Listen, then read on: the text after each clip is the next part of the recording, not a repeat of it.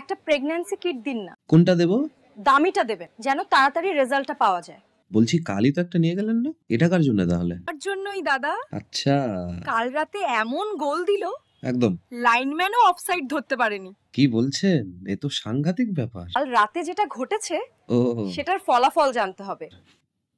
আচ্ছা, report card যেমন বুঝিয়ে দেয় পাস না ফেল। রাতে 2 মিনিটের জন্য আপনাদের কত টাকা নষ্ট হচ্ছে বলুন তো? ও তো তাড়াতাড়ি কিছুই পছন্দ করে না, ও কিছুতেই হাল ছাড়ে না। আচ্ছা, আমি আর কি করব বলুন? সে অত জেনে তো আমাদের আর লাভ নেই, তাই না? টেনশন করবেন না, রেজাল্ট যদি পজিটিভ আসে আপনিই প্রথম পাবলিককে জানিয়ে আমায় বদনাম করবেন। ঠিক আছে, যদি নেগেটিভ হয় তাহলে কি?